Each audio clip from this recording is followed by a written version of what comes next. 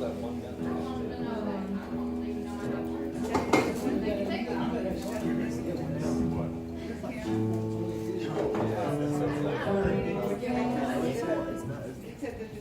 I don't, personally, I don't see it as memory grabbing guns. My main problem is to get little magazines and we can reduce the penalty. All you have to do is take half the gunpowder and put some. Father, we thank you again for the opportunity to come here and to worship you in the name of Yeshua Messiah. Thank you that you receive us how we are, you work on us to make us better, to come to the likeness of our Savior. I thank you and praise you in the name of Yeshua Messiah. Hallelujah.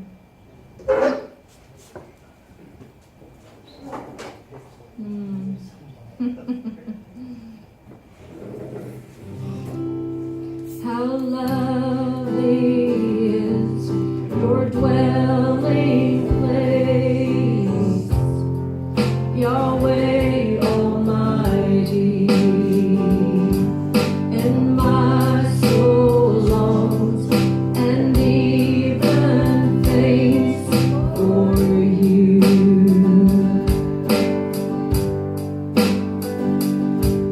For here my heart is satisfied within your presence. I sing beneath the shadow of your wings.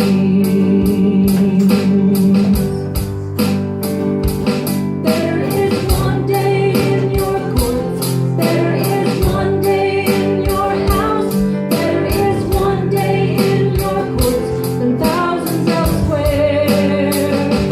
There is one day in your courts, there is one day in your house, there is one day in your courts and thousands elsewhere, and thousands elsewhere.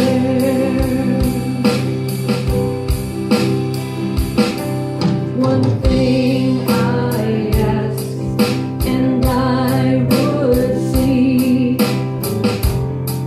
to see your beauty,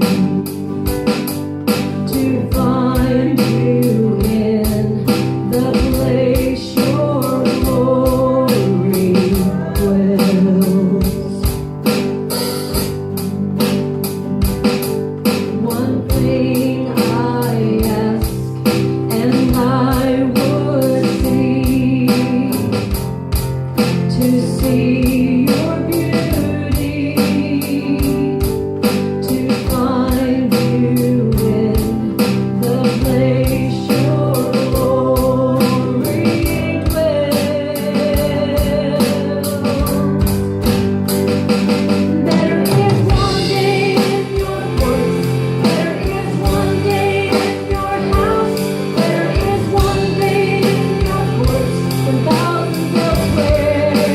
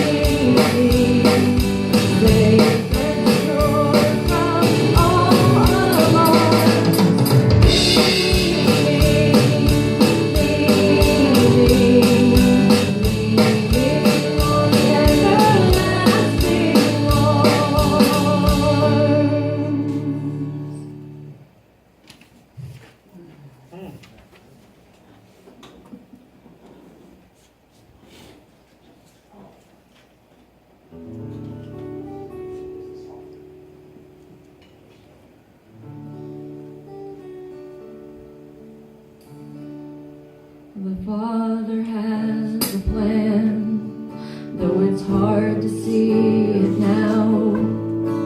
You feel you're walking all alone, but He is there, no doubt. When the storm around you rages and you're tossed to and fro, when you're faced with life's decisions, not sure which way to go, stand still and let God move. Standing still is hard to do. When you feel you have reached the end, He'll make a way for you. Stand still and let God move. When the enemy surrounds you and the walls are closing in, when the tide is swiftly rising and you wonder where He's been, friend, there never was a moment when His arms weren't reaching out. You can rest assured and be secure. God is moving right now. Stand still and let God move. Standing still is hard to do. When you feel you have reached the end, He'll make a way for you. Stand still and let God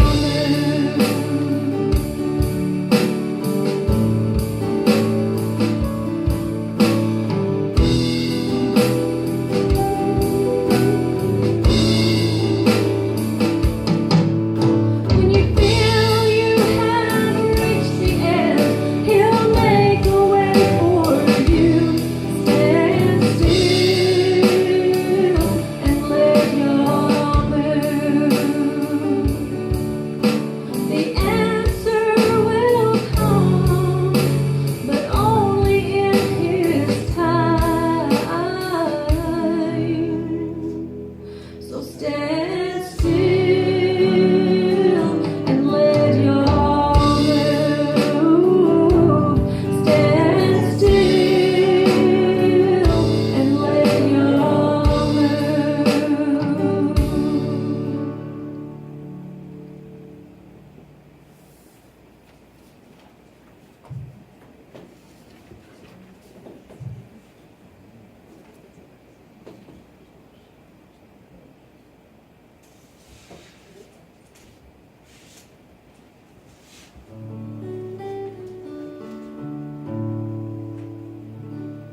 Life was formed in your hands. You alone tell my story. All my hours like sand, I surrender all.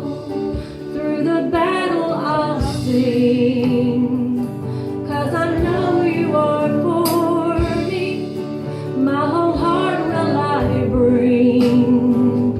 I surrender all. In you I find rest. I find rest.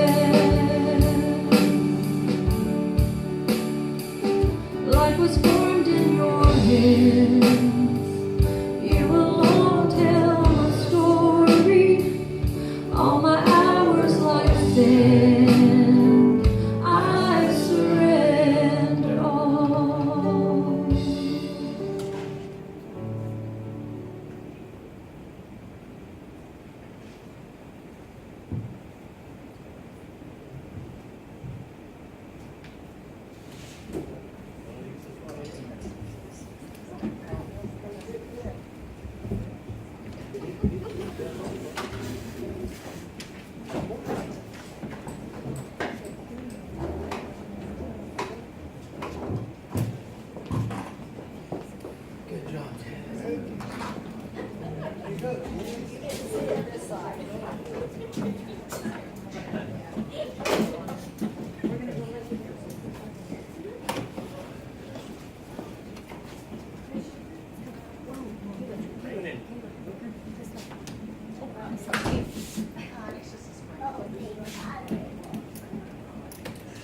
leak so far, huh? Nope, I gotta go check this one. They got this, that's not what I said. How many hours old your body is. But you are not your body. You just live. You reside in it when you live. Your soul is not your body. You believe the soul is not the same. Correct, but it's not your body. You gotta find it, thank you. So that's the end of your body.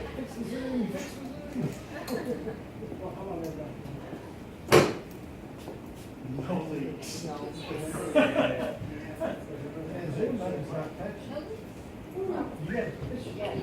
Well, praise God for that.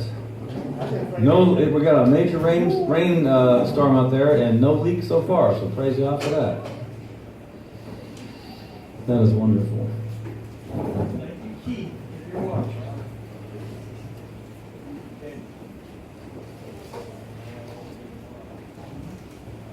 Okay, we don't have a whole lot of announcements, just a few. The Shavuot is on May 20th. It's a Sunday, isn't it? It is Sunday. It's always a Sunday, sorry. I keep thinking. Sunday. So it'll be double Sabbath that weekend. We'll have a regular weekly Sabbath, and then the next day will be Shavuot, or Feast of Weeks. We'll meet at the regular time, 1:30. So make sure you don't get caught unawares. On the 15th, May 15th, our next new moon.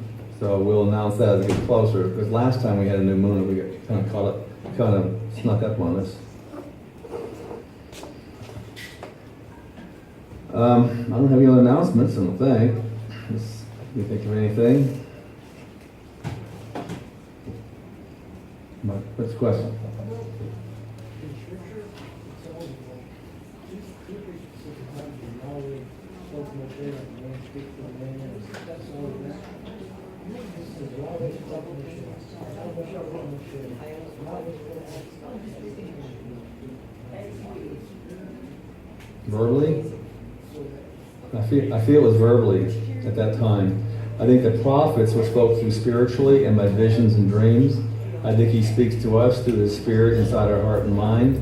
I think Moshe was much like Yeshua, hearing it verbally. Of course, that's hard to prove. I wasn't there. And the scripture do say that Yah spoke to Moshe as a man speaks to a man face to face. So that was I think the reason why it says that. All right, we ready to go on here? Yeah, Joe. Sharp Road, that's the fasting. No. That's only Yom Kippur is the only fast we have. And, are we going to have a calendar like we had last year? That was a great idea. We've got one. They're over there. Nobody passed them out. Yes, we did. We passed them out months ago. You weren't here.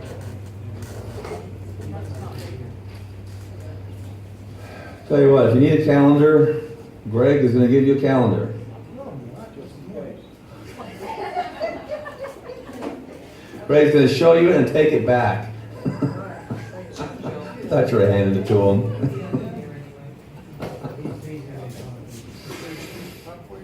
Okay. Today we're doing Numbers chapter 35, and then we're going to continue on with our Father, Son, Spirit series. We've kind of branched off into various heresies. This will be our third or fourth one. So,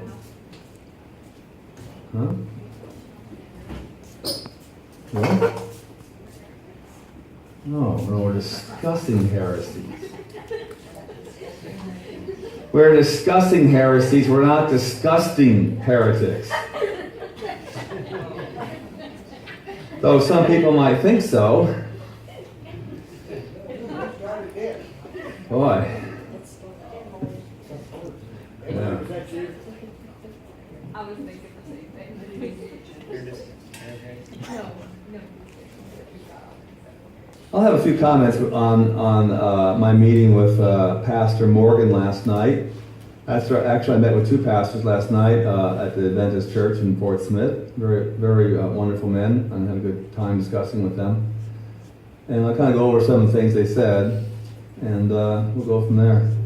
Maybe not so much detail today because that was last night, late, and I had to get home and work in the study, and woke up this morning and finish it off. And so, but it was a fruitful thing, and Cindy and I both felt called and led to do this. And she met with Pastor Morgan, I think it was on Tuesday or Wednesday, and spent some good time talking about the name and Yahweh and Yeshua and how we use it, and was wondering why they didn't. What was their position on it? We didn't come in there to argue or fight or anything. We try to come in with open-minded, like what is your belief? Here's what we believe. Why do you believe this? And and what's the Adventist teaching? And so it was a good time of sharing. And hopefully we planted some seeds. Hopefully we learned some things too. So, all right. Without any further ado, we will start with Numbers chapter 35. Talking about the cities of refuge. This is the Levites, tribe of Levi. They're what they get in the Promised Land. They don't get huge tracts of land, but they do get some acreage around the cities. And we get 48 cities throughout the 12 tribes. So Yah does take care of them, but it's much different than we're going to see how the regular tribes inherited. So if someone would like to read verses 1 through 9, we'll get started. 1 through 8, excuse me, 1 through 8. And Yahweh spoke to Moshe in the desert plains of Moab by the Yarden of Jericho, saying, command the children of Israel. Wow, starting in verse 2. Command the children of Israel that they shall give the Levites cities to dwell in from the inheritance of their possession. Also give the Levites open land around the cities. And they shall have the cities to dwell in, and their open land for their cattle, and for their herds, and for all their livestock. And the open land of the cities which you give the Levites are from the wall of the city outward 1,000 cubits all around. And you shall measure outside the city on the east side 2,000 cubits, on the south side 2,000 cubits, and on the west side 2,000 cubits, and on the north side 2,000 cubits. And the city is in the middle. This is to them the open land for the city. And the cities which you give to the Levites are the 6 cities of refuge, which you give to him who killed someone to flee to, and to these you add 42 cities. All the cities which you give to the Levites are 48, these with their open land. And the cities which you give are from the possessions of the children of Israel. From the larger tribe you give many, from the smaller you give few. Each one gives some of its cities to the Levites, in proportion to the inheritance that each inherits. Okay, thank you. All right, well, here Yah's talking about like I mentioned, 48 cities that the Levites get throughout the 12 tribes. 6 of them are cities of refuge. We'll be getting into that here in much more depth. But here he first mentions it, where the person who's accused of manslaughter or accidental death can flee because of the tendency among them to have blood feuds and vengeance killings. And Yah gave in his mercy and grace a place for a person who's accused to at least go to a city of refuge and have a hearing. And we're going to see some of the duties of the Levites. We all make the mistake sometimes thinking all the Levites were piled into Jerusalem working in the temple. Actually, very few were.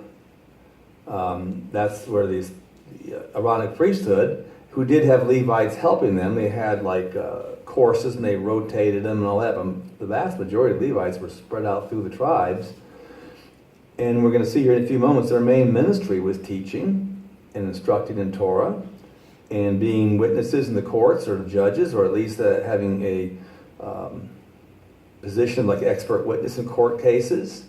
When the judge would have there'd be a trial, things would get difficult, they'd consult Levites asking them, what's the law say? How does Torah read on this?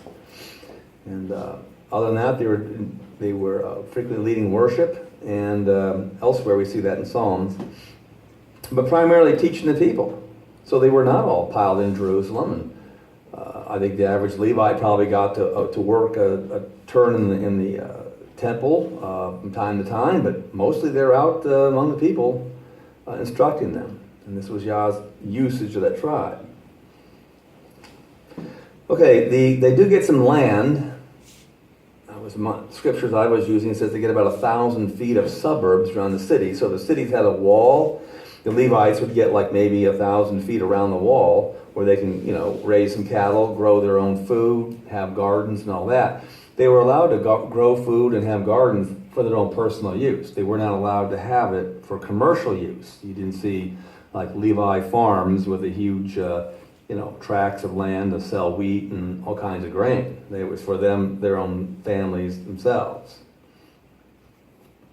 Of course, the question is why, and remember their inheritance was Yahweh himself, not land, but Yahweh.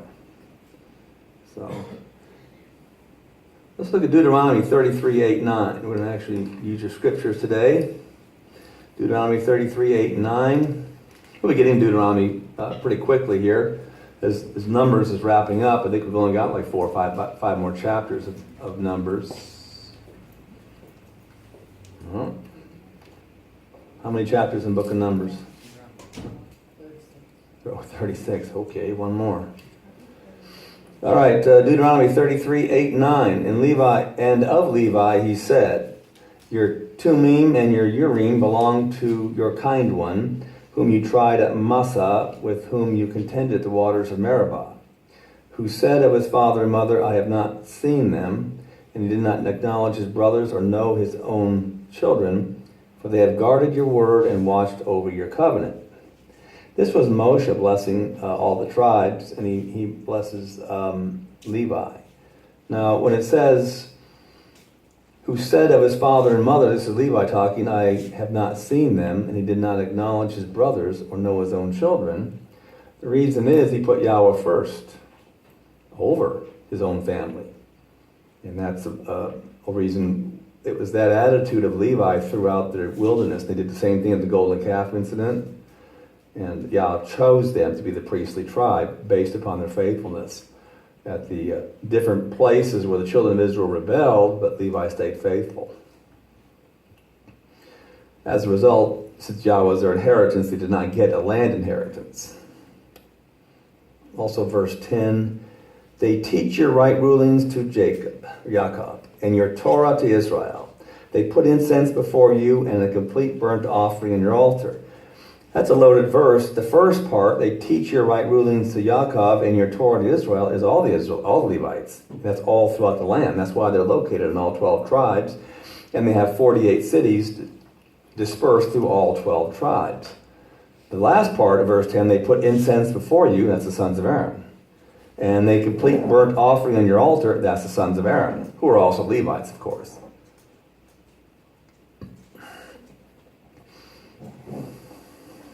Any questions so far?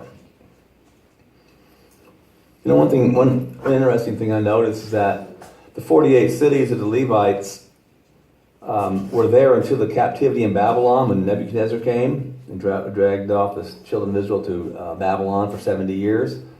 But there's no evidence that the cities were rebuilt when the children of Israel came back. So, I don't know what all that means, except that when Yeshua walked the earth in the first century, there was no Levitical cities like we see here in Torah. I just kind of noticed that. I was doing some studying and I'm thinking, well, that's odd. But when the Levites came back to the land, the cities were not rebuilt, at least as Levitical cities.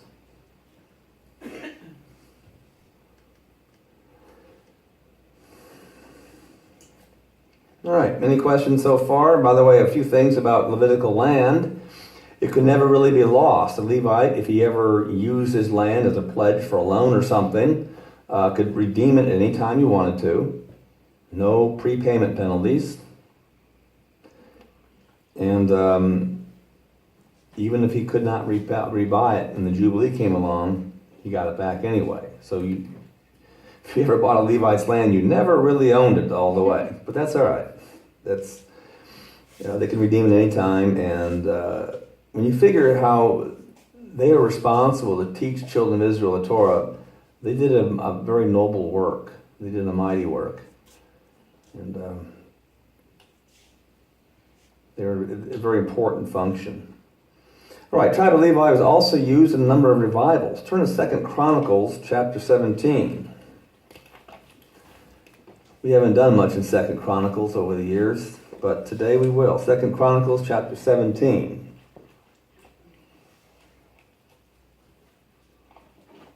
This was the revival under Jehoshaphat. And chapter 17, verses 7 through 9. And in the third year of his reign, he sent leaders, he is Jehoshaphat. He sent leaders Ben-Hail and Obadiah and Zechariah and Nathaniel and Micaiah to teach in the cities of Yehudah. And with them he sent Levites, Shemayahu, Netanyahu. Isn't Netanyahu the prime minister of Israel right now? There he is. Look at. And Zebediah and Ashael and Shemiramoth and Yehonathan and Adoniah. By the way, what's Adoniah mean? Yahweh is my master is Yahweh. And Tobiyahu and Tobadoniah and the Levites, and with them Elishama and Jehoram the priests. And they taught in Yehudah, and with them was the book of the Torah of Yahweh. And they went around into all the cities of Yehudah and taught the people. Verse 10, and the fear of Yahweh fell on all the reigns of the land that were around Yehudah, and they did not fight against Jehoshaphat. So you see how the Levites were used. There was a revival in Jehoshaphat when he was king. And he sent the Levites, among others, to teach the Torah of Yahweh and among the tribe of Judah. At this point in time, there was the southern kingdom of Judah. Remember, the split had happened much earlier. And Jehoshaphat is a king of the southern kingdom called Judah. And Levites training and teaching the people Torah, and the fear of Yahweh fell upon them when they heard the teachings. There's another revival, the one in Hezekiah. Keep in 2 Chronicles, go to chapter 29. And you see once again how the righteous kings, and both Jehoshaphat and Hezekiah were, for the most part, not perfect, but they were trying to follow Yahweh. They used the Levites as teachers to teach people Torah. They heard the word of Elohim, and much like today, when you hear the word of Elohim, and the Spirit of Yahweh pricks your heart and convicts you, and all the things you thought you were getting away with, all of a sudden you realize your sins have been exposed, and you have a choice to make. You can either continue on that path of darkness, or you can repent. And the people repented, and that's why a great revival broke out. But we're going to look at verses 3 through 19 of chapter 29. 2 Chronicles chapter 29.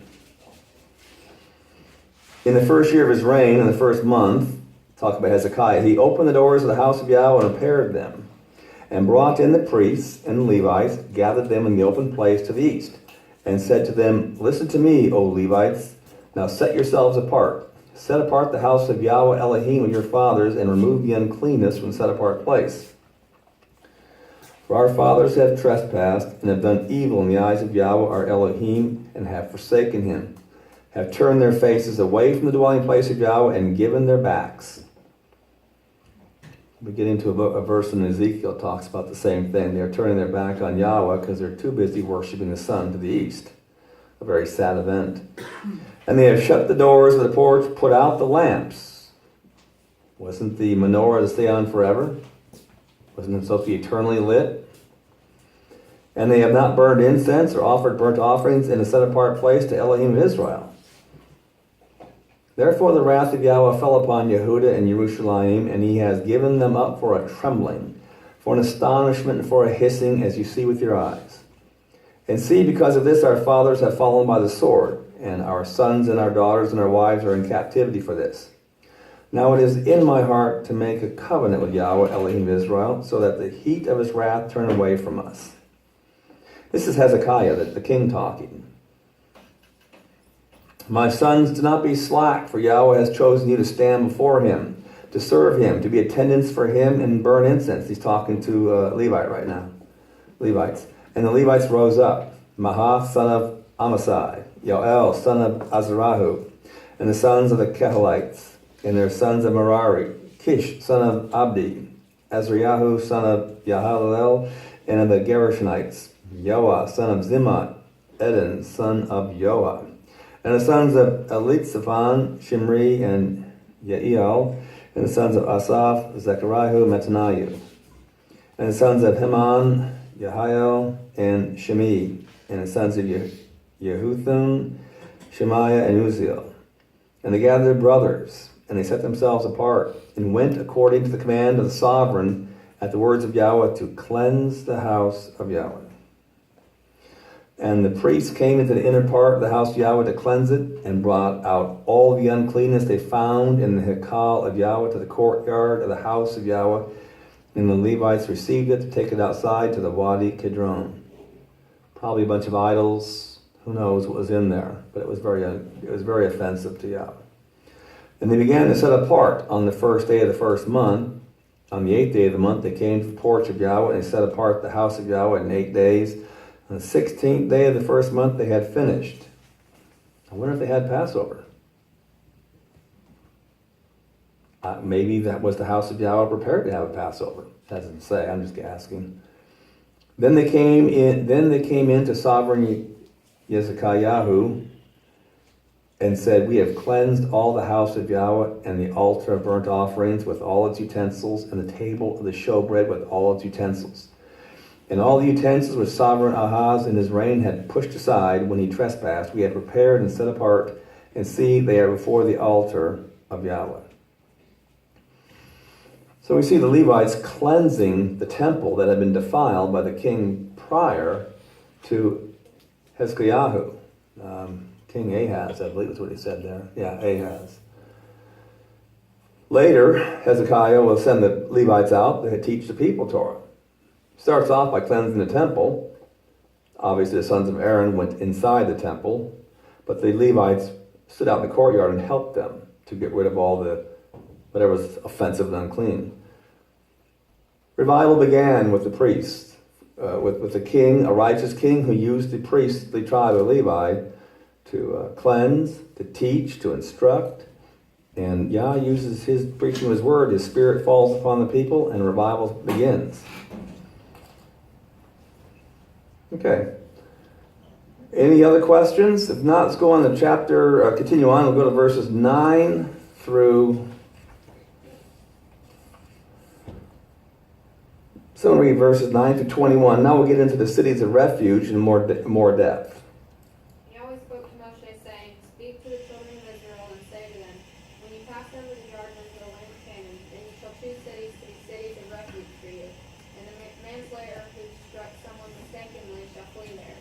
And they shall be cities of refuge for you from the resenters, and the manslayer is not to die until he stands before the congregation to write ruling. And of the cities which you give, 6 are to be cities of refuge.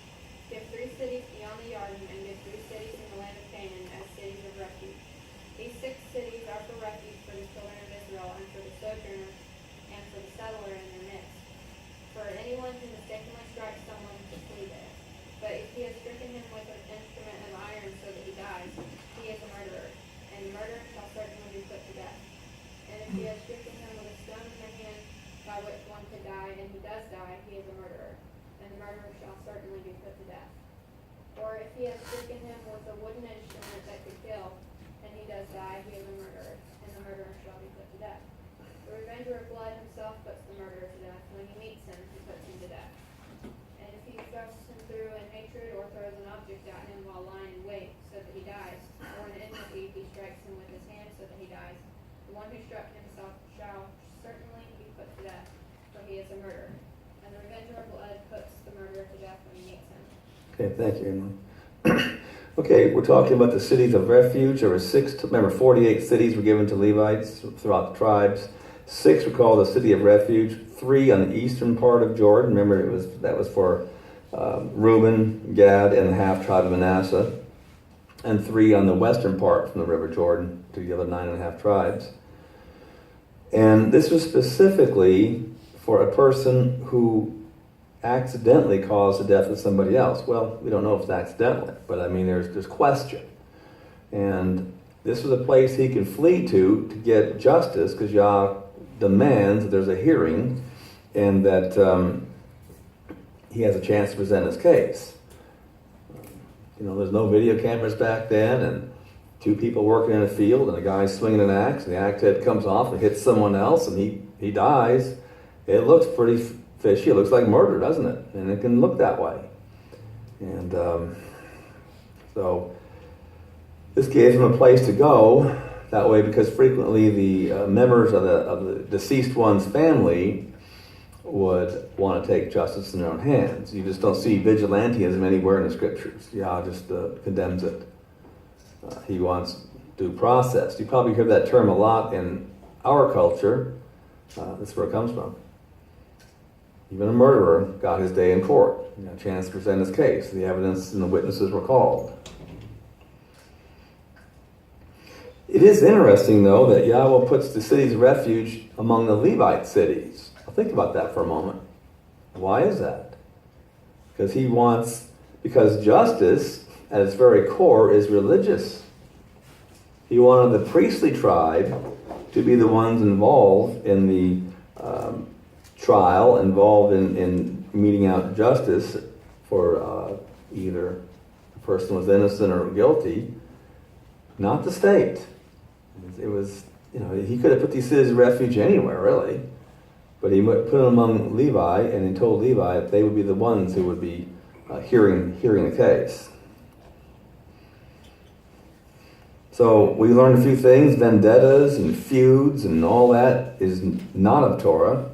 And it's actually a stain on the land. And we'll see later as we finish this chapter off that the land itself will be defiled if that's allowed to go on.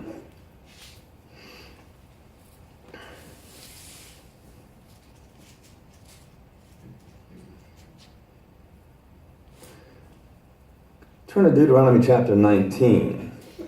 Yah also says that no bribes or bond or any kind of bond is allowed. He wants this person to have his day in court, but he's not to get bought off. The judge is not to get bought off. You read Deuteronomy 19, 1 through 13. When Elohim cuts off the nations whose land Yahweh your Elohim is giving you, and you dispossess them and dwell in their cities and their houses, separate 3 cities for yourself in the midst of your land, which Yahweh your Elohim is giving you to possess. Prepare a way for yourself, divide into 3 parts the border of your land, which Yahweh Elohim is giving you to inherit, that anyone who has killed someone shall flee there. And this is the matter of the one who killed someone who flees there and live, he who smites his neighbor unintentionally, not having hated him in the past. It says not having hated him in the past, this goes to intent.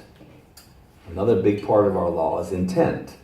That's the difference between first-degree murder, second-degree, voluntary manslaughter, involuntary manslaughter. It's intent. Have not hating him in the past. Even he who goes into the forest with his neighbor to cut timber, his hand swings a stroke with the axe to cut down the tree, the head slips from the handle, strikes his neighbor so he dies. Let him flee to one of these cities and live. Lest the revenger of blood, while his displeasure is hot, pursue the one who killed someone, overtake him, because the way is long, and shall smite him, though he was not worthy of death, since he had not hated him before. And you see, the avenger of blood is not going to listen to reason right now. His brother, his cousin's dead. You were out there alone with them. Maybe it was your axe head that did it, or whatever it might be. It sure looks like you're guilty, and all he wants is vengeance. But Yahweh doesn't want vengeance. He wants justice. And he also says, as I mentioned, that the land itself become defiled and stained if blood feuds take over and vengeance and injustice is no longer the rule of the land. Because Torah is all about righteousness and justice.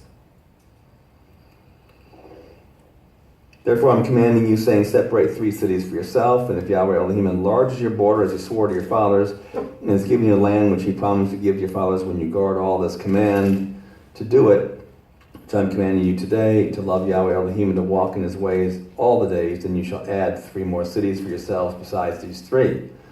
So if the innocent blood is not shed in the midst of your land, which Yahweh Elohim is giving you as an inheritance, or blood guilt shall be upon you. The blood guilt would be if someone kills someone accidentally, but he's murdered anyway for out of vengeance, then the whole land is defiled.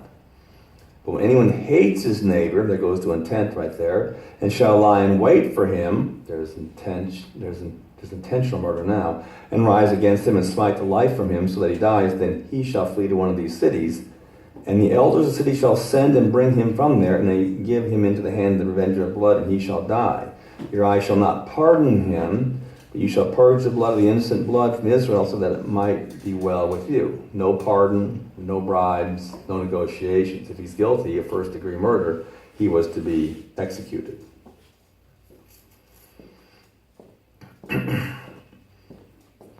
All right, let's finish off this chapter. So we read verses 22 to 34. Please. But if he pushes him suddenly without enmity, or throws an object at him without lying in wait, or uses a stone by which a man could die, throwing it at him without seeing him, so that he dies, while he is not the enemy or seeking his harm, then the congregation shall judge between him who killed someone and the revenger of blood, according to these right rulings.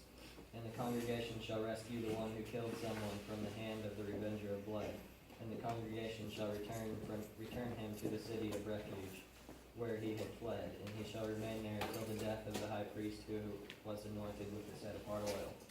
But if the one who killed someone at any time goes outside the limits of the city or refuge where he fled, and the revenger of blood finds him outside the limits of the city of refuge, and the revenger of blood kills him who killed someone, he is not guilty of blood, because he should have remained in his city of refuge until the death of the high priest. But after the death of the high priest, he who killed someone is to return to the land of his possession. And these shall be for a law of right ruling to you throughout the generations and all your dwellings.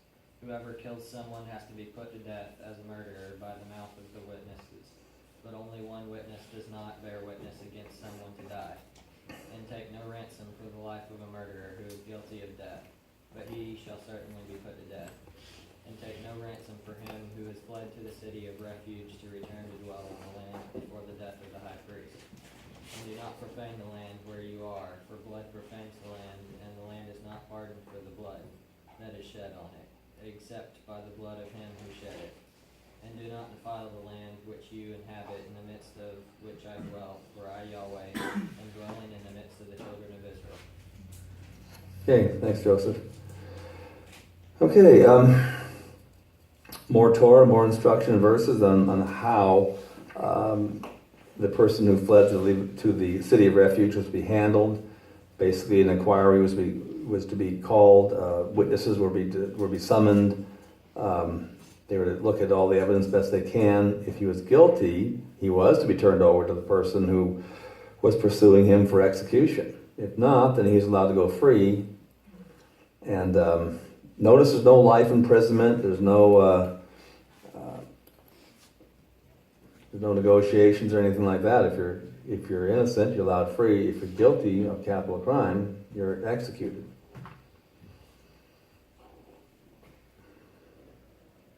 Also, some people think that this makes Yahweh very harsh.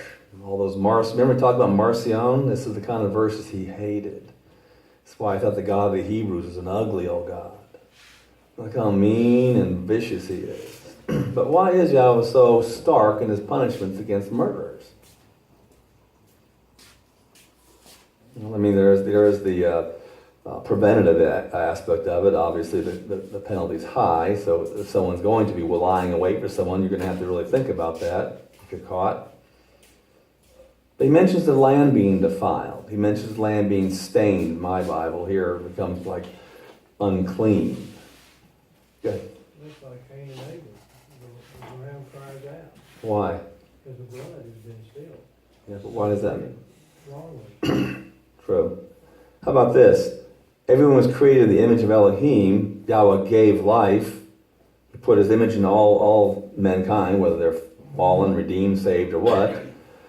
And he gave them the breath of life. Therefore, only he can take it. A murderer puts himself in the place of Yahweh and tries to play God with someone else's life by taking it. Therefore, and it's an egregious offense. It's idolatrous at its core, because someone is with their God complex, decides who lives and who dies, and that's why he's to be executed, because it's a form of idolatry. So, Yeah, I just Go wanted ahead. to say, this land here is filled with the blood of slaughtered babies, or just, I mean, filled with the blood of the innocents. correct. Very good. And everybody else that's been murdered, that justice wasn't done. Right, which are, there's a lot that It's from everything, it's just unbelievable, But saturated. Yes, and I was just thinking of the defilement on this land, and this is what we're living through, chaos at this point. But I think a lot of it has to do with what Alan's teaching today. Right. Well, this is why I believe Yahweh is so. He even told Noah when he got the ark, that someone sheds man's blood by his life, he'll also be shed. I mean, basically be judged. It's always been Elohim's punishment for first-degree murder. It was the execution of the murderer, and the reason why it's a form of idolatry. Only Yah determines who lives and who dies, how much life you have, and all are created in His image. We all are responsible to Him as our Creator, and no one else can usurp that role. That's what idolatry attempts to do: usurp the role of Yahweh. I mean, whether it's a wood stone idol, or made out of wood, or maybe it's some kind of figure, or the idols in people's heart, like hate and whatever. This is why the land is defiled, and the Israelites were to. Torah was how Yah's justice and righteousness was to prevail, and if murderers were allowed to go free, or if vengeance killings were allowed to go on, then there is no righteousness in that land. Okay, any questions? We're all quiet today, aren't we? Well, I do have one more thought, and which I've thought for years that should be brought before the people of this nation. When these killers, these murderers, are found to be absolutely guilty and they're put in jail for life, guess who else is sentenced? All of the law-abiding, tax-paying citizens of this country are sentenced to paying $175,000 to $200,000 a year to keep these creeps alive in jail. And that's wrong. Yeah, you don't see that in Torah, do you? We do not. The only jail they had was a temporary holding cell until a court could be convened, and then justice was meted out. There was no life imprisonment; was not an option.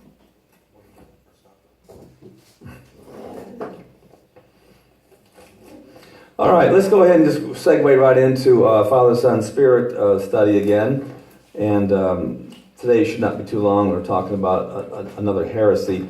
It wasn't a very long-lived one. And it's not very prevalent today, but we're going to go over it, and because I think we learned some things. However, before getting started with this, I want to reiterate why we're doing this series. And like I mentioned earlier, I think in our prayer time, that we're not doing Father, Son, Spirit study for a bunch of dry, boring creeds and history, and this person did that, and this church, this council said that. We're trying to get at the core of who the Yahweh is, and how Father, Son, Spirit, and their relationships, and their essence, and how they reveal themselves are so vital, because that's what we learn who our Elohim is. We learn about Him, we learn Him in depth, and we learn how He relates to us. Basically, if you're not getting that from this series, then I think we're missing things. We're not just here to say that, in 4th century someone, said this and so said that, and they came up with this ruling, and in 5th century this person said that, and he was condemned, and whatever. We're trying to get to the core of who Yahweh is, who He's revealed Himself as, and who His Son is, and who He's revealed Himself as. And we still want to get to the Ruach Kodesh, who he is and who he's been revealed as. And by learning these things, we should have a deeper walk with Yahweh. We should know more about who he is, not just the big guy in the sky, or the man upstairs, or something like that. We need to have a much more in-depth relationship. And not just throw around words like he's loving and he's gracious and he's merciful and kind. Why is he loving, graceful, merciful, and kind? Is that not an expression of who he is? And how do we know that? You know, it's one thing to say Yahweh's this, Yahweh's that, but how do we know that? And that's what this Father, Son, that's how we got started with this. I really didn't intend to get onto heresies and all that.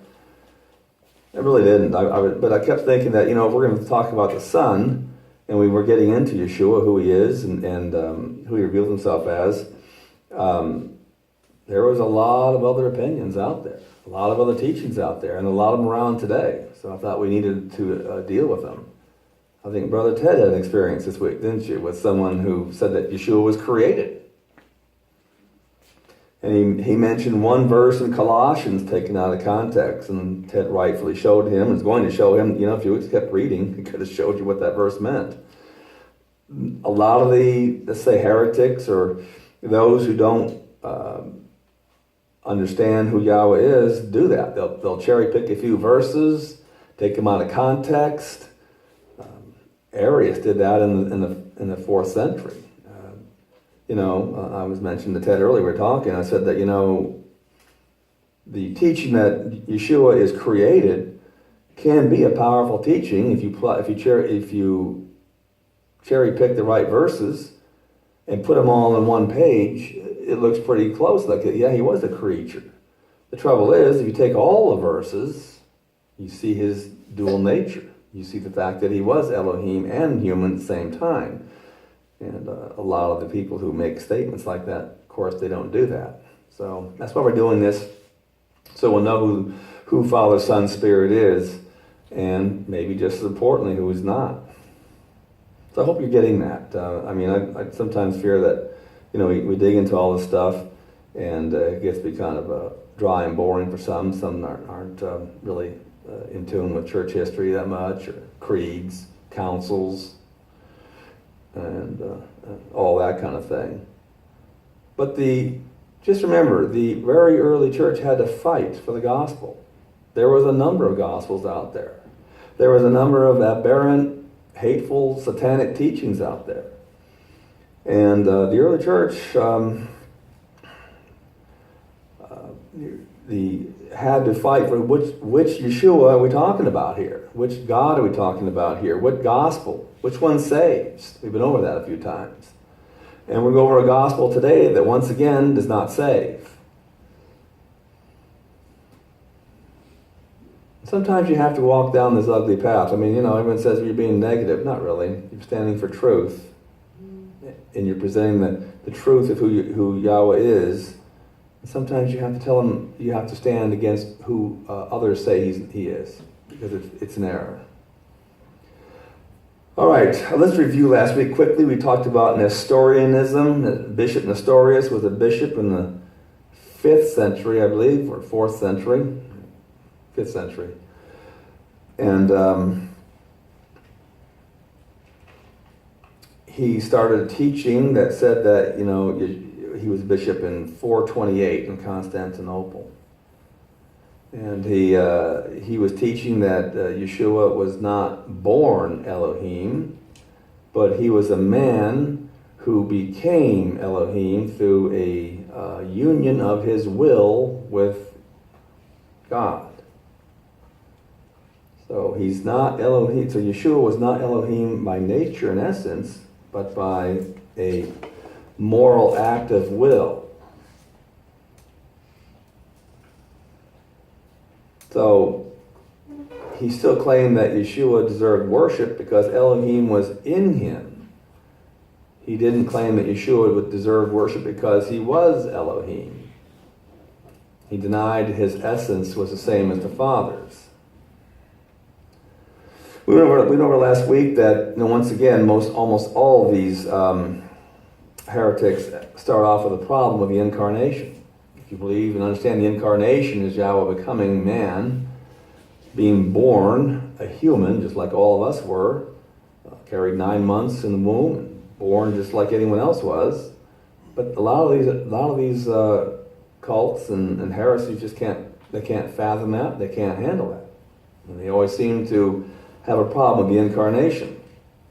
Nestorius used a lot of that flowery language we talked about.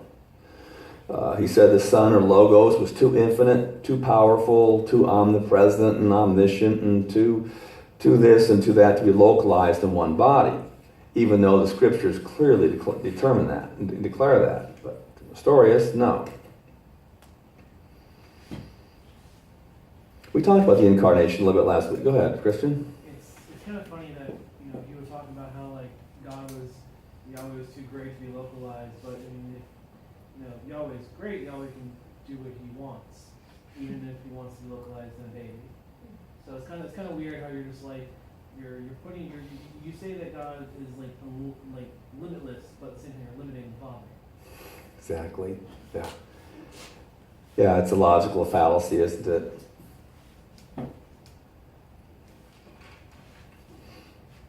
But let's go with the incarnation real fast. We know that, incarnation was when Yahweh came down and was born, but I made the point that the incarnation occurred when the Ruach Kodesh came upon Miriam and she was found with a child, that the child she was carrying was fully Elohim and fully human all at the same time. Yeshua never became anything. He was incarnated as both Elohim and human at the same time. So he did not evolve or become Elohim at a later date. And that's called the adoptionist heresy. By the way, we're going to spend probably a whole Shabbat talking about the adoptionist heresy, because it's a pretty prevalent one, and quite honestly, it's one that I think afflicts this movement. I was doing some studying on adoptionism, and I'm thinking, well, I've already reviewed this, maybe we'll just move on. But the more I read, the more I started thinking, why is this sounding so familiar?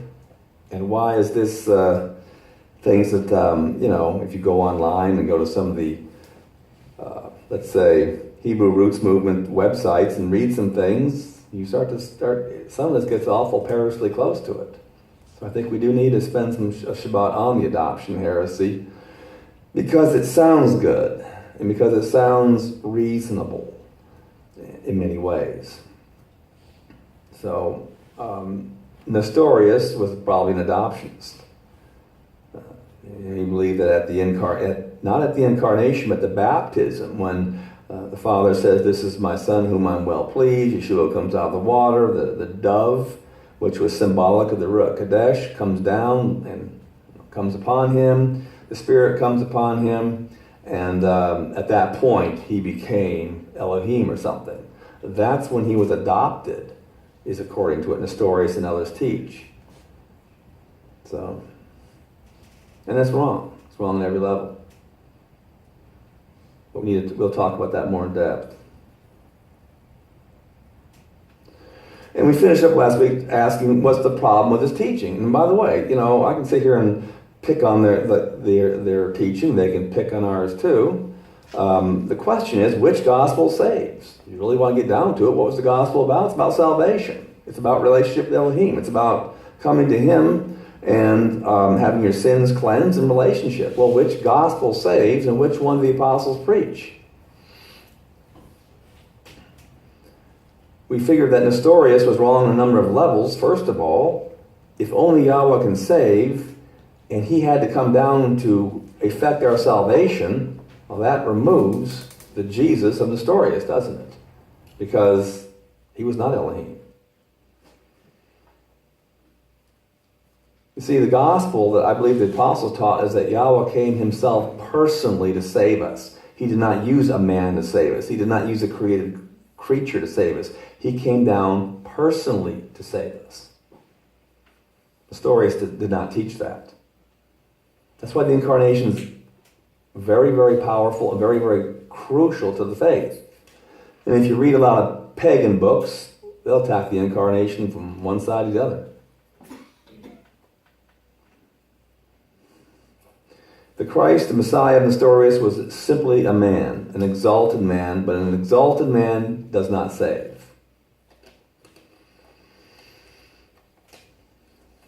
Other problems with Nestorius' teaching, we talked about this, is that eventually it's the word. If you worship the Jesus of Nestorius, you're worshiping a man, aren't you?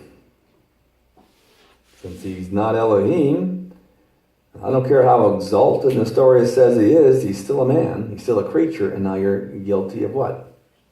Idolatry. I mean, in the stories, I don't know if he didn't think these things through or if he was blinded by something, but I mean, this is why his teaching was rejected. And finally, his teaching is something that almost all kings and Caesars and emperors love.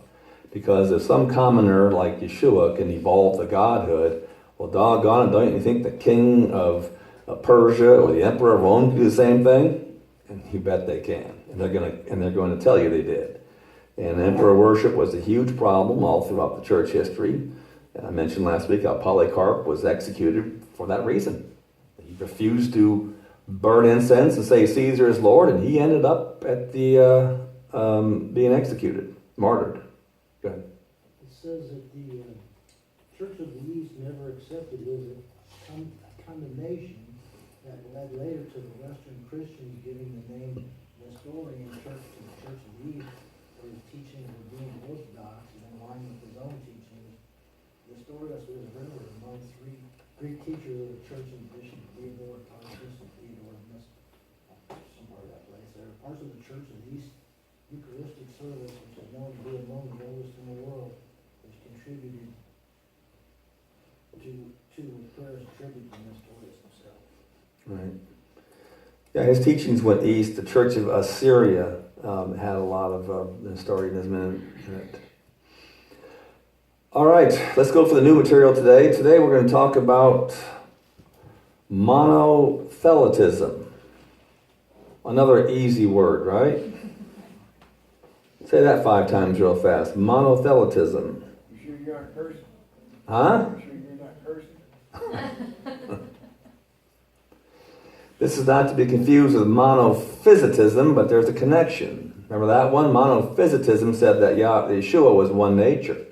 That, oh, sure, he had some humanity. That's like dropping a drop of wine into the Pacific Ocean. It's in there, but I mean, not really. Or I use the example of 2 Alka-Seltzers in the Atlantic Ocean. I mean, okay, plop, plop, fizz, fizz, and away it goes.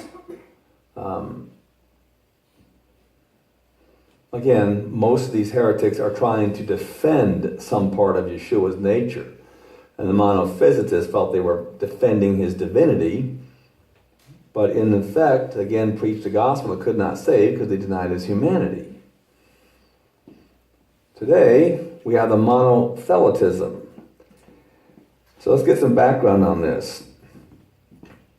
Monothelitism. There was an emperor called Heraclius in the 6th century. He was the emperor of the Byzantine Empire, and the teaching came around when he was emperor, and it was causing a divide in his empire. And all these Caesars and emperors, they want unity. So he was trying to negotiate with the monophysicists and with the Orthodox, who are the Orthodox would be those that I believe have the apostolic doctrine and gospels. All right, without getting into a lot of details, the monophysicists who were defeated earlier, the church had always maintained that Messiah had 2 natures, fully human and fully God at the same time, Elohim, same time. They tried a new tactic, and they said, well, okay, maybe the Messiah had 2 natures, but he only had one will. And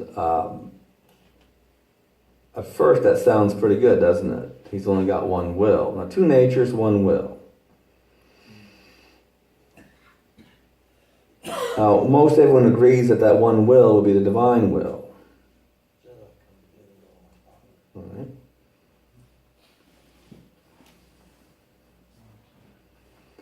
So how come he only has one will? Because the human was merged into the divine. And here goes the problem again, doesn't it?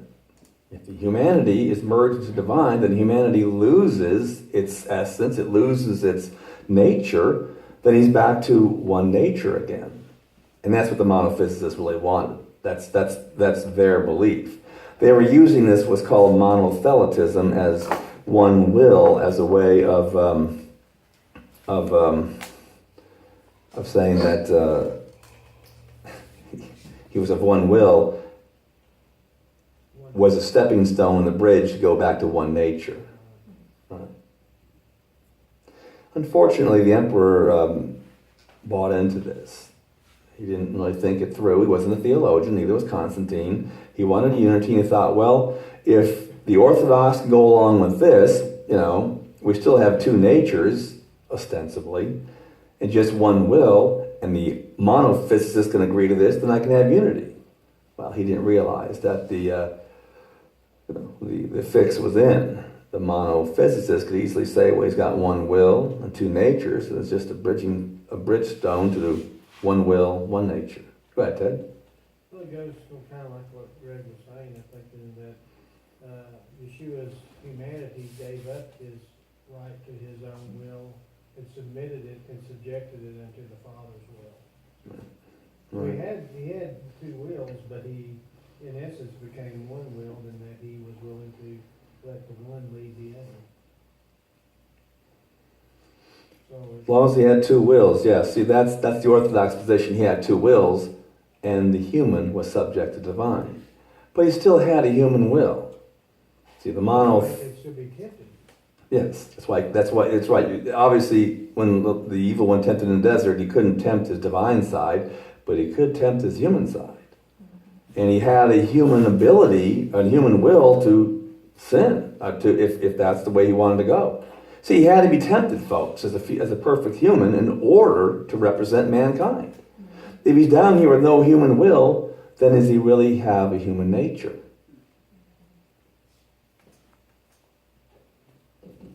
No.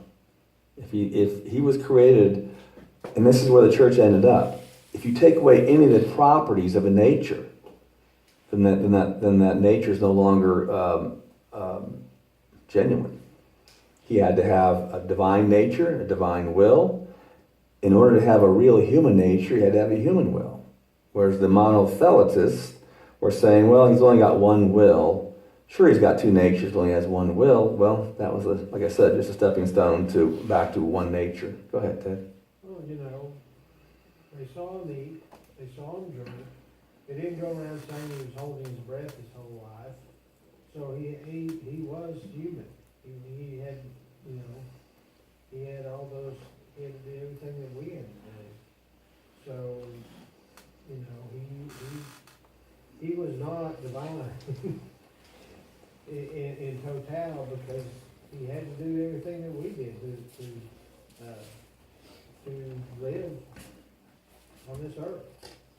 He slept. He was asleep on the boat. Right. He did everything because he was human. And like I said, he had a human will just like we did. See, right there, what you just said, just like we did. That's where the church got to. He had to be human just like us.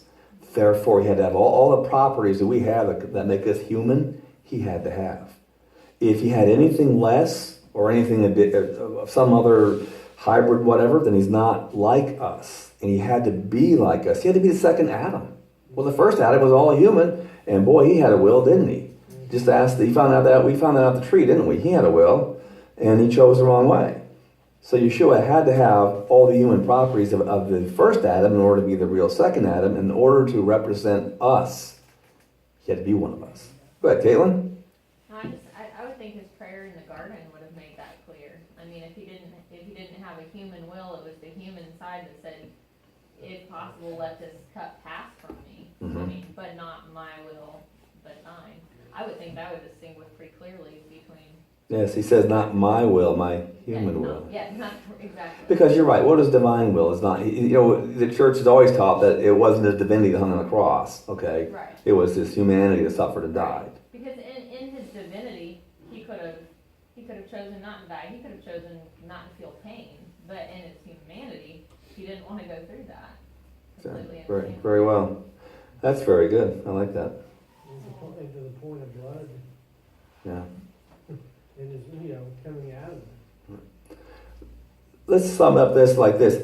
Each nature, whether divine or human, had to have all the properties associated with that nature. The second you start taking away properties, whether it be the will or some other essence or some other, consciousness or whatever it might be, you no longer have a pure nature. And therefore, this is where the monotheletites were going wrong. Go ahead, Joe. The scriptures say that they had to have a perfect lamb without spot or blemish for sacrifice for sin. And for Yeshua to be our sacrifice for sin, he had to be a perfect human in every way without spot or blemish to go on the cross for us. Right. And, to follow on your point, the only way he could be the perfect Lamb of Elohim without spot or blemish is that he had to have been tempted, yet he had to overcome that. He had to reject sin. He had to follow the Father's law. He had to stay in relationship. And the only way he can be tempted and reject sin and follow righteousness is to have a will, a human will. Now, I know some of this stuff seems rather sophomoric and academic, and good Lord, how much are we going to beat this thing in the ground? These were huge heresies, not way back in the day. And today you might not hear the word monothelitism, but then you find all kinds of people who deny his divinity, they deny his humanity, they deny the incarnation, they deny all kinds of things. And the whole goal of this is to get you to the point where you're ready for anything, much like Ted, who goes to get his hair cut, and then he hears that Yeshua was a created being of all things. There's a lot out there. And as others would say, he wasn't really a human, he was a space creature from some planet somewhere who evolved, or he came down in a space pod, and and things like that. Others say he evolved from pond scum and kept evolving, and you can evolve like him too someday, and you too can be God. And we're right back to the tree, aren't we? We're right back to the tree. By the way, there's another problem with monothelitism. If the basis behind that is that the human is absorbed into divine, where does the human end up? Being worshipped on the throne. And that fits right in with Lucifer at the tree saying, you should be as gods. Don't you see that on Facebook? People take selfies and look at me and put it on Facebook. And it's just like, look at me, I'm somebody. Go ahead, Christian. And then how do you talk to some people then? A good example is the haircut person. How do you? I was talking to two Mormons basically, and asked a very simple question where are these golden tablets that have all these rules? Where do they go? Well, they're back into the ground. Where? That's convenient. That's really convenient. And so how would you approach somebody who has kind of an off-color, you just point back to scripture and kind of hope they get it? Because I pointed to scripture and I was like, do not add or take away. It does it twice. Well, it doesn't count for here. I'm like, no, I think it does. And so you just. Well, I think you did a fine job. You probably planted more seeds than you know. And maybe that's all you can do in that situation is plant some seeds, pray about it. I know you think you walked away, I didn't get anywhere. You might have. You talk to any Mormons who've come out of that cult, and they'll say, well, I met some Christian years ago. He said some things. I just told him whatever. I didn't listen to him, and I heard some other grandma of mine was a Christian, and she said this or that. And next thing you know, they're out of it. So you planted seeds. Now the Spirit can do some work with that. You see, but you were faithful. Now it's up to the Ruach Kodesh, blessed is He, to take that, and He will. He'll put something in their heart and mind. He'll put that seed of doubt. Maybe He'll bring the truth and light. All you can do is plant seeds. I know sometimes that's why I love the Book of Acts, but it's like they preached and thousands were converted. And he went to the other city and he preached, and hundreds of thousands are running up there. And it's like, and we don't see that so much today, maybe. And I don't know. I mean, there's lots of theories why that might be. Of course, we're not apostles. Maybe we don't have. Paul was very persuasive. The Spirit worked powerfully through the apostles. I mean, maybe people just had so much with idolatry. They heard about I don't know. And sometimes in maybe our cultures have so much religion that you're just another one. I don't know, but we plant seeds, I think, more than anything else. Go ahead, Larry. You see that a lot in Israel today. There are more Jews coming to the Messianic kingdom than we've ever seen In the land of Israel today? in the land of Israel today. Well, awesome. That's where seeds have been planted. And finally, the children Right. start accepting those things. That's a great point, because sometimes, we love the Jewish people, but they can be the most difficult to argue with or discuss with because they know their scriptures pretty well. And you'll hear a lot of them say there's no way Yahweh could become man and walk among us. They just, and like Larry said, maybe they don't get it, maybe their children do. But you plant seeds, and Paul, who would have thought that Paul would ever become a messianic believer? You read the first, he's out there breathing fire against the church. Next thing you know, he's out there dying for Yeshua. So, you never know. But plant seeds and let the Spirit do the work. Go ahead, Craig. Well, speculating on why somebody would come, like 3,000 here or 3,000 there, whatever. It's clear. It's like preaching to the choir. They were preaching in places where there was lost sheep of the house of Israel. And that message about their Savior was already in them. It resonated when he brought it. They just responded to it. Could be. He did go to the synagogues first. But then other times in other cities that the whole city came out the next Sabbath to hear him. And, we sit here and try to do all we can to get, and it seems like we're not getting anywhere. But, let's face it, those were the apostles too. And they did back their words up with signs, wonders, and miracles too. So you have that factor. You start seeing some major healings. You start seeing some things that is a miracle. People are lining up to have Peter just walk by. They want his shadow just to cross over to heal people and all that. So maybe we don't see that as much today. I think the apostles had a special office, a special power. So we plant seeds and let Yah do the work. Go ahead, Caitlin. I wonder if some of it too is just the simple fact that he walked in their day and age. Everyone had heard of this Yeshua of Nazareth and what he did, and there was rumors and gossip and then the actual stories, and it was a huge thing, And so to go and hear someone talk about, Yeshua then is a little bit different than today, where it's just, Jesus, it's the God of Christianity. He's on every church sign, but he wasn't walking the earth in our day and age. I think it just was a different feeling. I think it was more of a draw than to go and hear the stories and what happened in your area and in your time. Right. Good. You can argue, I don't know that you can argue anybody into the kingdom. I don't know that you can lead anybody into the kingdom. I think they have to be honestly seeking, and the Spirit sensing that honest seeking, the Spirit moving, and there has to become this relationship. And I think that goes on for a while before the seeds planted take root. And it's like a farmer plowing and fertilizing and preparing the seed bed. I think that anybody that's converted has got to be converted through a relationship. Somewhere, somebody has been planting seed, investing in these people, getting them to the point that they're honestly seeking. The Spirit senses it. The Spirit gives them the things that they need to where it just takes that final fertilizer on that seed that it sprouts and makes it actually burst and grow and start. You just can't argue people in there, so all you can do is just keep planting seeds, keep watering, keep fertilizing, And don't expect anything, anybody to just go, oh, yes. Nothing, I don't think, is immediate except for the final fertilizing and watering. Right. So how much goes in there before that happens?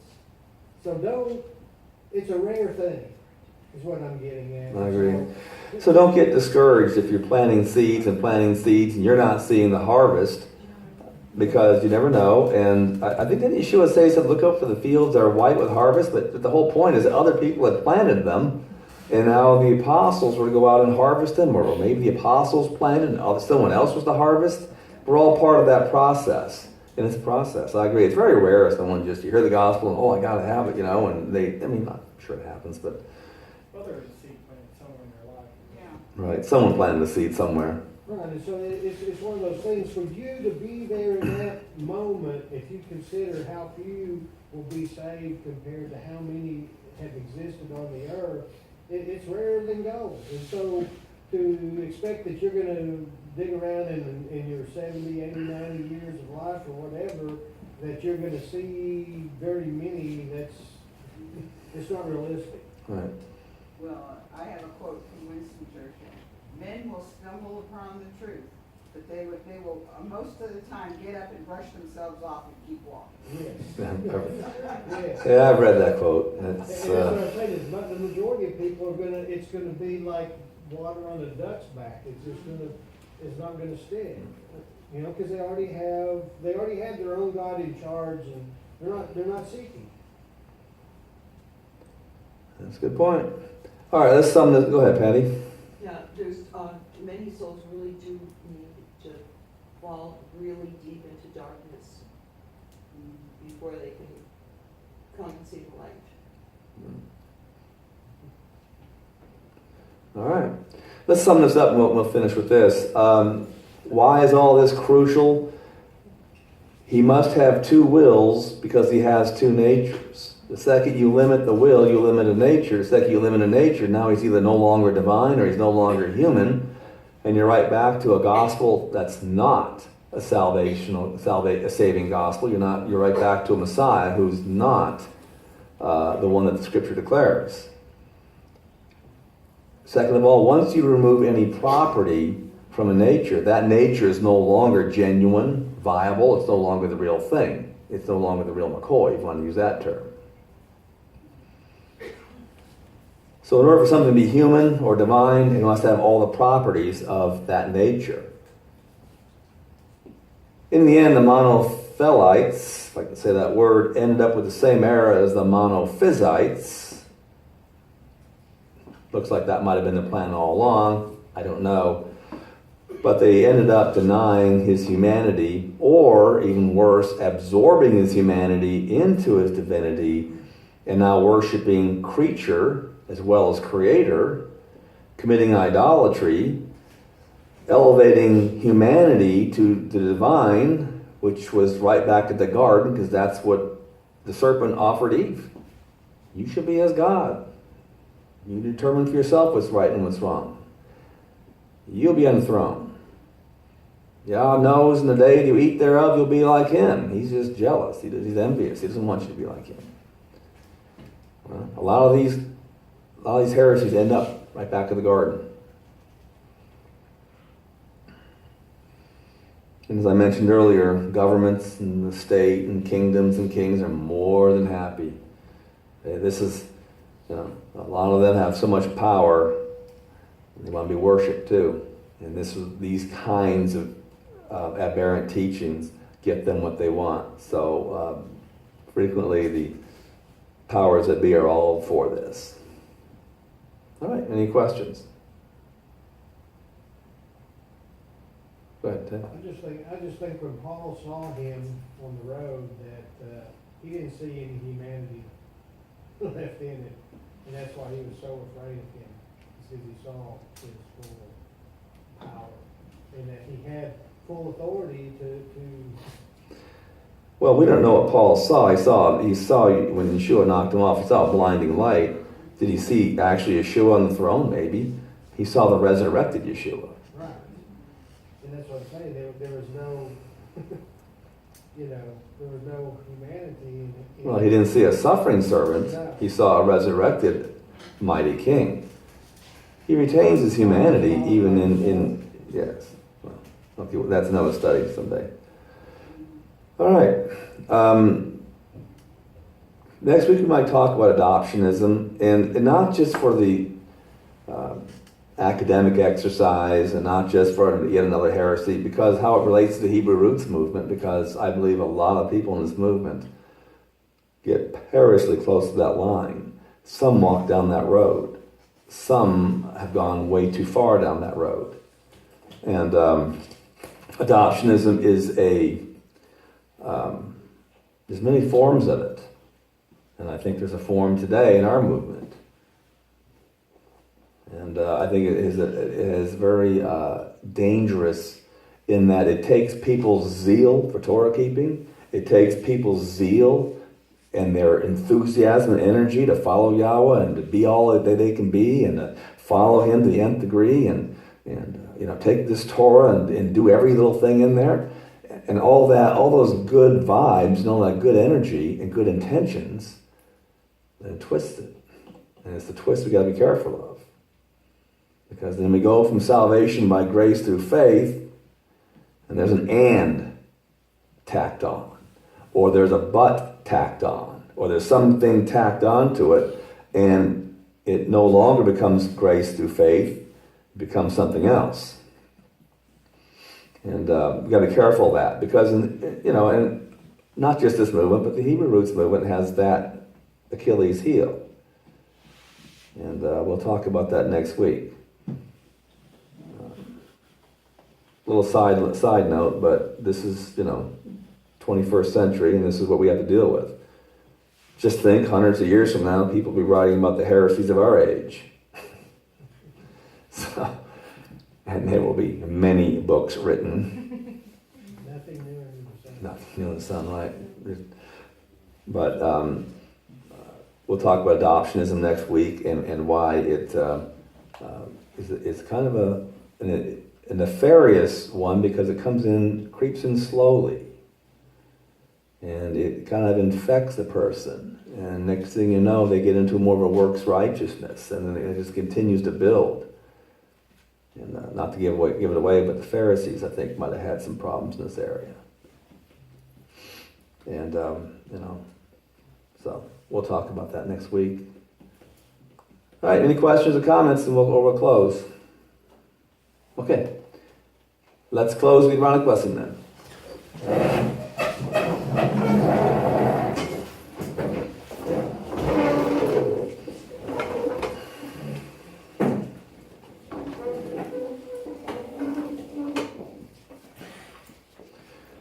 All right, so we'll do the Hebrew, and we'll do it with as a prayer to Yahweh and asking Him to bless upon us His presence and blessing this week. So, Yevarekeka Yahweh v'yishmereka, Ya'er Yahweh panav aleka v'yikuneka, Yisa Yahweh panav aleka v'yasem leka shalom. May Yahweh bless you and keep you. May Yahweh shine His face upon you and be gracious to you. May Yahweh turn His face to you and give you shalom. And thus shall you put my name on the children of Israel. Hallelujah.